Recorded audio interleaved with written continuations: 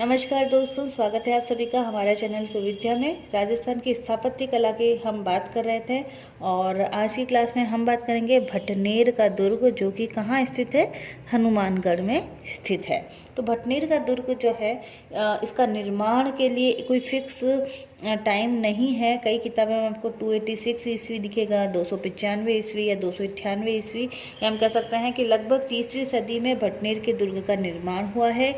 इसे सबसे प्राचीन दुर्ग माना जाता है। ठीक है, ध्यान रखें, राजस्थान के सभी दुर्गों में सबसे प्राचीन दुर्ग कौन सा है? भटनेर का दुर्ग है, जिसका निर्माण भूपत भाटी के द्वारा कराया गया। तो भ से भूपत भाटी भटनेर याद रखें आप। और ये एक ऐसा दुर्ग है जिसमें सर्वाधिक विदेशी आक्रमण हुए हैं। पिछली क्लास में हम इस बारे में चर्चा कर ही चुके हैं कि सर्वाधिक विदेशी आक्रमण कौन से दुर्ग में हुए हैं? भटनेर के दुर्ग में हुए हैं। इसके उपनाम अगर हम देखें तो दो उपनाम बहुत मुख्य हैं। एक तो हो जाएगा उत्तरी सीमा का प्रहरी और दूसरा हो जाएगा भाटियों का मरोड़।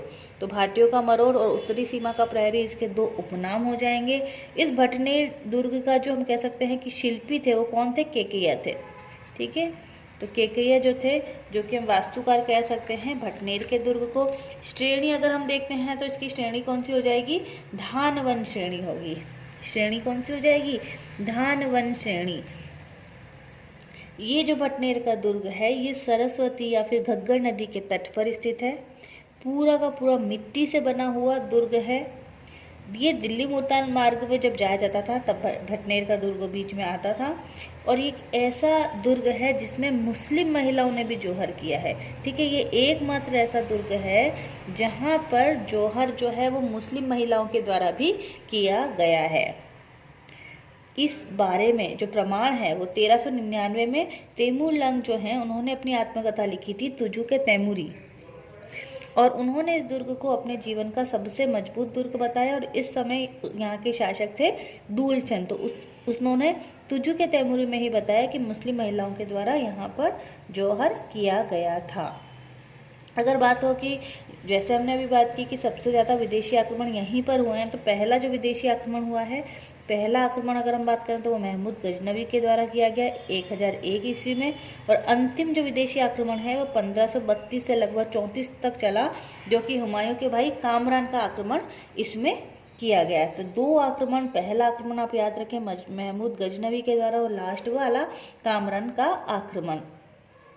अब अगर हम बात करते हैं कि भाई इसका नाम जो है वो भटनेर से किस प्रकार हनुमानगढ़ पड़ा, तो मंगलवार के दिन 1805 में बीकानेर के जो शासक थे सूरत सिंह, जूनागढ़ में हम पढ़ेंगे, जूनागढ़ का जब बीकानेर का दुर्ग पढ़ेंगे तब हम सूरत सिंह के बारे में पढ़ेंगे।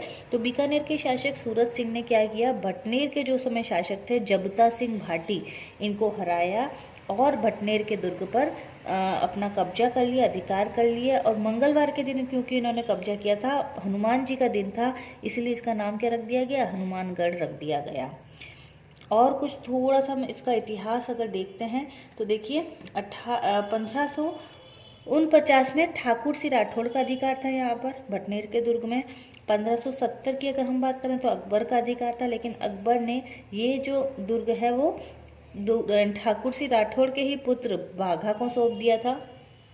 एक बात और है कि 1597 में अकबर के श्वशुर नसीर खान ने इस दुर्ग में किसी दासी के साथ छेड़छाड़ की थी, तो वहाँ के जो स्थानीय सामंत थे उन्होंने नसीर खान की हत्या कर दी थी, जिससे अकबर बहुत ज़्यादा नाराज हो गए, क्रोधित हो गए, और उन्होंने उस समय यहाँ पर आक्रमण करने की ठानी थी। लेकिन उस समय जो बीकानेर के शासक थे राय सिंह, उन्होंने उसी समय इस मामले को शांत कर दिया तथा आक्रमण नहीं हो पाया। इसीलिए जो अंतिम विदेशी आक्रमण है वो 1532 से 34 के है। 1597 का कोई आक्रमण नहीं है। आक्रमण के करने के लिए अकबर आए थे, लेकिन राय सिंह ने उस मामले को वहीं शांत कर दिया और आक्रमण नहीं हो पाया था। तो ये कुछ महत्वपूर्ण बातें हैं। इसी के अलावा गुरु गोरखनाथ का मंदिर जो है, यहाँ का बहुत फेमस मंदिर हम कह सकते हैं भटनेर का दुर्ग का। और गयासुद्दीन बलबन का जो भाई था शेर खां, उसकी कब्र भी भटनेर के दुर्ग में ही स्थित है। तो ये एक महत्वपूर्ण टॉपिक आज की क्लास में हमने किया, भटनेर का दुर्ग, जो कि कहाँ स्थित है? हनुमानगढ़ में स्थित है।